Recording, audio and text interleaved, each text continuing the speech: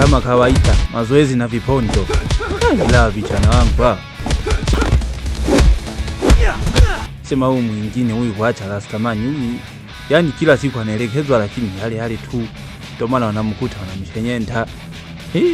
Kwa kuwa sijui kodi zao, acha niwaachie, wanajuana wenyewe. Iishi man Nguda, tatizo lako lile man. Macho hayafanyi kazi man, uzioni man. Na kurushia miguu man, uioni man, na kukuta man. Una shida fulani man ya kutokuona miguu man. Kaza man, macho yaone, akili tumike man. Una shida gani man? Unaniangusha man. Wewe ndo kapteni wangu man, nikiondoka na kuachia jahazi man. Lakini nakuta unashenyentwa man, wanakuweka man, alafu saizi tunafanya mazoezi unarudia makosa yale man. Shida ni nini man? Cool man, mi solo boti man. Sio kama wewe man, mi bado kinda man. Nahitaji muda kidogo nisome niondoke, nisome mazingira, akili nini iwe sharp, macho yangu kidogo yafanye kazi kwa haraka man. Kosi ni hukumu man. Wewe ni ile uko faster, wewe uko vizuri man. Wewe ni master man, umezoea man. Una technique mingine man. Yani ni kwamba yani hamna haja roboti eti ndio uweze kujifunza vizuri kama anavyokuambia hapo man Guga hapo kwamba macho hayaoni, mateke yanakufikia tu. Akisafirisha teke moja tu linakukuta, kulipanchua uwezi, sijui una shida gani. Unajua hata kama ni mangumi, hata kama mimi simu hapo, lakini macho yangu mimi yanaona.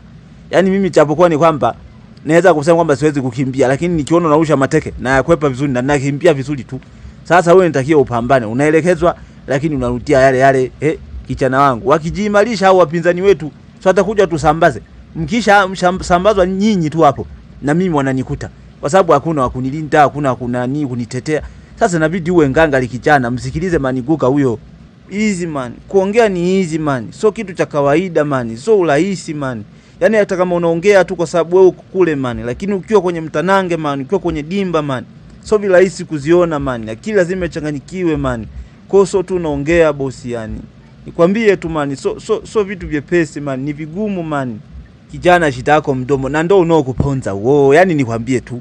Sawa? Yani najua hakuna kitu kirahisi, lakini unatakiwa ugangamale ujifunze. Uona fikiri utajiri nilionao ningekuwa kama wewe. Kwa nini sasa mimi ni tajiri wewe sio? Ina maana kila mmoja asimame kwa kile ambacho anachokifanya. Wewe hapo hakikisha unakuwa imara, unajifunza. Mimi hapa kama unavyoona napambana na napata utajiri, napata pesa na wapa nyinyi. Sasa unaposema sio virahisi, haya wewe nikikwambia uwe tajiri sasa utaweza kuwa tajiri? Kila kitu hakuna urahisi. Kwa nini nikwambia tu ukangamale upunguze kamdomo wako. Yaani kamdomo wako upunguze. Yaani upambane, jitutumue hapo. Kwani mwenzako maniguka kachuaje? Si ni hivyo tu kujifunza na kupambana. Sasa unaambiwa unaanza tu easy man. Sijui nini tena, mimi sipendi yao maizi yako hayo. Pambana ujogu shenyentana hapo. Unajua kabisa vita kubwa inakuja huko, alafu unakaa tu. Easy man nini? Nataka watu shupavu. Kama uwezi kazi useme. Easy man. Msamee man. Bado kinda man. Mdogo tu atajua man. Najua kabisa au bado ni dogo nini haelewi man. Ni process man. Najua taleni tu atakaa kwenye mfumo man. Atajua kuziona na kuzirusha man. Kwa utulie tu, mdogo tu atajua man. Punguza hasira man. Mdogo bado kinda man. Ndo agangamale sasa. Sio tu kujitetea sijui nini alafu anakuwa na kamdomo. Na ndo agangamale sasa. Bado kijana mdogo huyo. Ana uwezo kabisa wa kugangamala kufanya mazoezi na akavi tu. Sio tu kinaanza kujitetea. Mwanaume gangamala unalentemka kama mlenta hivi. Unatupiwa buti moja tu chali, alafu unaambiwa unaanza gangamala hapo. Pesa nazo hapa ni nyingi sana. Yaani pesa nazo tu ni nyingi. Nategemea kabisa kwamba nione kazi yenu. Sawa? Mhakikisha kabisa mnakuwa miamba. Sio tu hivi tu unaguswa vibuti vitatu tu unaanza tu. Mara umetolewa ngeo, mara nimegaramia mpaka umepona sasa hivi hapa. Alafu unaanza kuongea. Bebe, kuwa makini.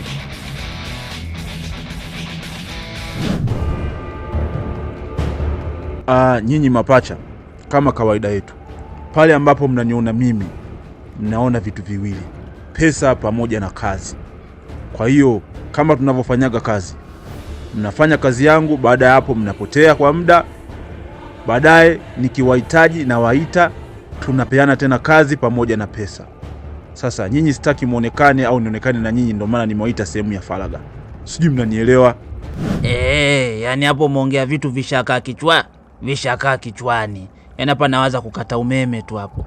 Yaani umeongelea pesa na kazi ushanivuruga kichwani kivumbi. Kwa nataka nijue ni wapi hapa unaenda kukata umeme, maana kazi zetu si ni kukata umeme na kupotea yani. Ni mwendo wa giza tu, hatuonani hapo. Kwa nataka nijue hapo ni wapi hapo bosi, ni wapi unaenda kukata umeme?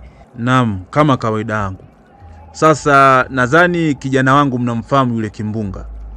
Sasa yule Kimbunga kuna vitu fulani kwa nimeseti mambo ya upigaji wangu. Sinamjua tena mimi mtu wa keshi, mtu wa akili, mtu wa tekniki.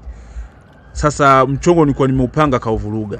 Ulikuwa ni mchongo wa akili ndogo, hela kubwa, lakini kienda kavuruga. Sasa hivi imekuwa ni vita. Sasa ninahisi nyinyi hii vita Kimbunga haiwezi, ila nyinyi mnaiweza. Ndio maana moja kwa moja nikaona niongeze jeshi na nikaona niwatafute watu wangu mapacha. Na watu wenyewe ndio nyinyi, watu wa kazi. Hivi pacha yule Kimbunga hujamsoma? Si ule kichuga fulani hivi ana upala na vaga miwani imekaa hivi utafikia kuchomelea mageti ile. Au hujamsoma bado? Ndaga ye namba nishaisoma. Ana upala fulani hivi kama uwanja wa ndege unamelemeta hivi na miwani yake. Kwa ina maana yule ameshindwa kazi au kavuruga au kafanyeje yani.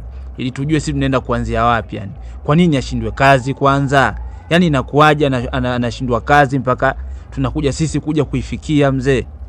Anafeli wapi huyo chuga sanji kutaga mwamba huyo Kimbunga sijui upepo. Basi tusikilizane hapa. Maana naona sasa mnaongea mnasikilizana wenyewe wakati mimi ndo nimeleta mchongo na mimi ndio bosi. Sasa iko hivi. Moja kwa moja mimi na mpinzani wangu anaitwa Msukuma. Sasa huyo tuliingia kwenye ubia wa kubeti kwenye pambano la ngumi jiwe ambalo nilimshinda kwa kutumia tekniki zangu na akili zangu. Nilitaka tu pesa ya chapa. Sasa amegundua akataka kufanya uchunguzi. Kwenye hizo harakati nikamtumia Kimbunga wafuatilie. Yeye akaenda akavuruga, akavamia vijana wake, akaleta vurugu, baadaye wakamfuata wakamshenyenta. Kwa maana hiyo ni kama vile nimepewa tishio kwamba nitulie nilivyo. Ndio maana nikawafuata nyinyi kwa sababu najua nyinyi watu wa kazi. Mnajua kila kitu, judo nini, yani misele yote, sarakasi, vurugu zote. Unategemea nyinyi mwende mkazime moto. Ndaga, kumbe sisi tunaenda kuzima moto sio Kumbe ni moto ambao kashindwa kuuzima Kimbunga sijui upepo. Yani kawasha moto afu kashindwa kuuzima. Basi haina mbaya, haina kweli. Hao ni mambo yetu. Sisi tutauzima huo moto. Hii ndo mikasi yetu sasa. Kuzima moto uliowashwa ovyo ovyo bila mpangilio. Tuachie sisi. Yani sisi kama unavyotujua, tunazima moto, tunawacha watu gizani, tunasambaa. Nadhani sio mara ya kwanza bosi. Wewe mwenyewe unatuelewa na sisi tunakuelewa. Hiyo imeisha hiyo bosi. Hiyo imeisha bosi. Kesi imefika mahala pake. Ndio maana nikawafuata nyinyi. Nategemea kabisa kwamba nyinyi hamwezi kuniangusha. Nyinyi watu kazi, nyinyi wakata umeme. Yani nyinyi nataka mwende mzime moto, mwache watu gizani, msambae kama kawaida yenu. Kwa hiyo sasa yule Kimbunga atakuja, atawapa maelekezo, data zote, lamani, taarifa zote, picha zao, watu wote wahusika. Natumaini kazi hii itaenda salama kabisa. Maana ninawaamini nyinyi na hamtoniangusha.